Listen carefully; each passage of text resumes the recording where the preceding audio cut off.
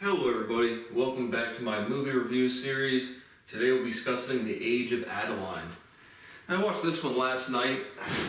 So most of the time when I do, this is another one I watched off of Netflix. I'm going to get back to the theater soon, but most of the time when I'm doing the movie reviews, I watch them and I direct come back and I'm like thinking about making content with the things. I'm really following the plot as best I can. This one I kind of watch pretty casually, so I don't have, I guess I need my marker for my overall grade. But I think the movie is runtime. I think it said on Netflix an hour and 30 minutes, on Google an hour and 52, so I think a little off. But it's a pretty short movie. It's on the romance category. And I told you I like rom-coms. If you can make me tear up or cry at all, even if it's in cheesy shit that's just entertaining, it's still making me feel something. So I always like rom-coms. I haven't watched one in a while. This one's pretty much just romance drama, romance fantasy. So the overview, we have Adaline Bowman, played by Blake Lively, has miraculously remained a youthful 29 years of age for nearly 8 decades, never allowing herself to get close to anyone lest they discover her secret. However, a chance encounter with a charismatic philanthropist named Ellis Jones, Michelle Huisman, reawakens Adaline's long-suppressed passion for life and romance. When a weekend with Ellis' parents starting to expose the truth, Adaline makes a decision that changes her life forever. Did $65.7 million at the box office. Has Blake Lively, Michelle Huisman, it's male, probably messing up his name, Kathy Baker, Harrison Ford, and Ellen Burstyn. But overall, general impressions, nothing super unique. Again, being frozen in time and not aging. I've certainly seen that in other movies. I don't have any similar movies pop into mind, but I've certainly seen that theme throughout. So not something that's nothing super novel. I thought it was pretty entertaining. I'll give it a B. Obviously not super new, not super well done. I like rom-coms better than just romance movies. I think that's a good place for humor, and was in romance, kind of a staple to romance is having a good sense of humor. But again, overall, just as the overview said, kind of entertaining, nothing super novel. I thought it was done pretty well. I followed the plot. I thought it was enjoyable, so I give it a B. Recommended. So basically, the movie starts out, and you have a narrator, and he's talking about Adaline, who, when she meets Ella, she goes by Jenny, but she falls into some water or something, or during some accident, and gets struck by lightning, and then her DNA is now metabolizing at 100% efficiency. So obviously not possible, but that's what we're going with. So again, I don't care about science movies, just again, in terms of novelty for plot development, or if have I seen this thought before in the writing of a director. And so she's stuck, she's stuck as 29 years of age. You have some flashback scenes from the 1940s or 1950s, or it's not flashback, but just chronologically leading up to current day. And she tells her name to somebody who ends up being William Jones, Jones's father. You have Kathy Jones, the mother, William Jones, the father, and Ellis Jones. And so she says her name. It might even have been a lover before William, but sometime in the 1940s, 1950s, and you have FBI agents after her. So she's running around, she's in the back of a car, she jumps out the back, out of a trunk, and runs and hides. And so from that point forward, she's never telling her identity to anybody again. Adaline has a daughter, and you see her age. There's different actors and actresses for the same characters. Again, this is over 80, 90 years. But she has a daughter, Fleming, and so you don't really see her get born or anything, but you see her later in life, and you also see her as an older woman. And again, Adaline's still 29 the entire time. So you have some dynamic of, again, Fleming in certain scenarios pretends to be Adaline's grandmother, and in reality it's her daughter, because they can't reveal the big secret. And so Ellis Jones is a tech philanthropist. He's sold a company or something, he's got some big thing. And they meet at a New Year's Eve party. And so basically, again, he stops her in the elevator. They have a night of some clapping some cheeks, having fun. Ellis Jones really wants to see Adaline again, but he knows Adaline is Jenny. And so she doesn't return his calls, Basically, he tracks her down right outside her house, and he's like, I really want to see you again, not in a weird way. And Jenny's like, we'll just call her Adaline, because you only hear Jenny a couple times. But Adaline, it's it just doesn't work out, it's just best if we just go our separate ways. And then he's like, let me take you to a place that you've never been to before in this city. And she says, hardly likely because I'm 80 years old secretly.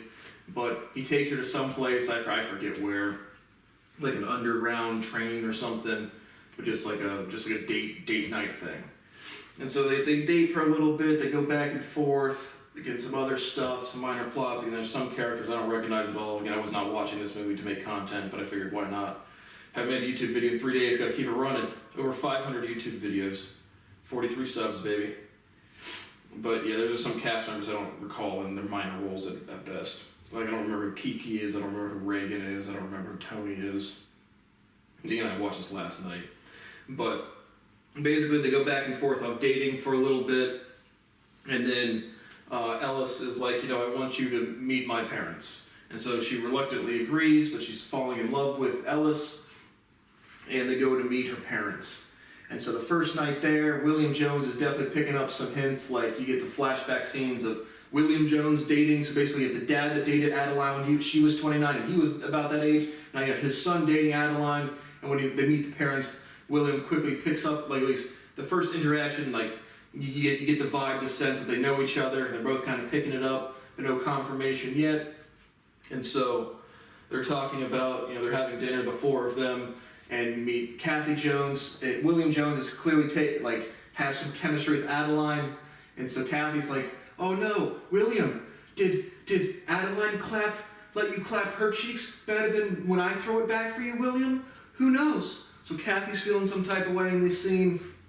But the next day, I forget where they go somewhere. Ellis is out for like a jog or something. It's like pretty much the next morning, and Adaline is like moving her hand in some way, and William sees a cut on her hand that's was stitched up, that he stitched up himself. So he confronts Adaline. He's like, I figured out what's going on. He's like, how? And she's like, I don't know.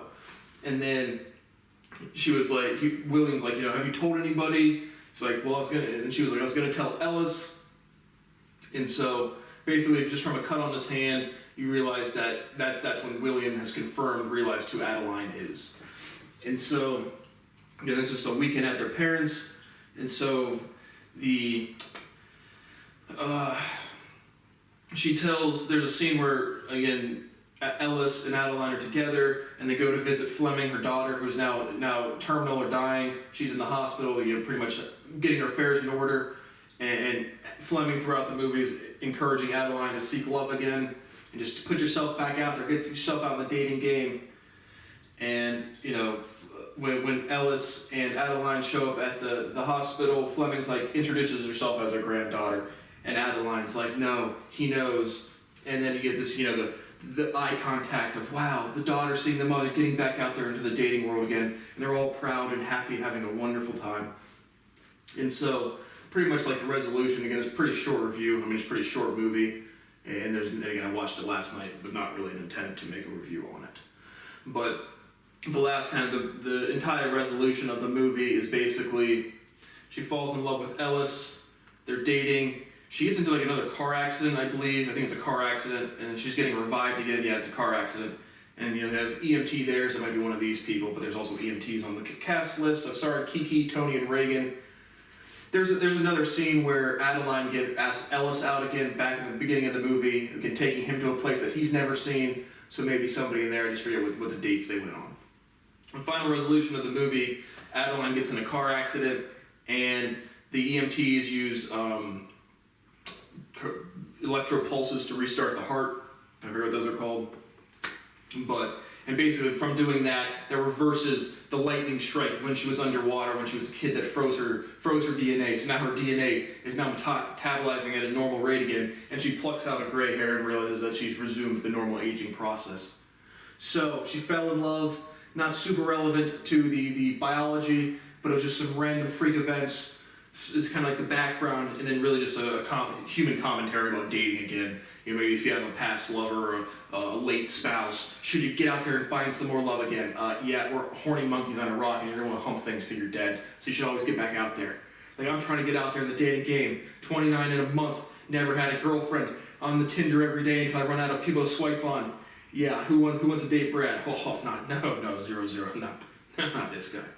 But really just a commentary about dating and romance, which is always entertaining to me.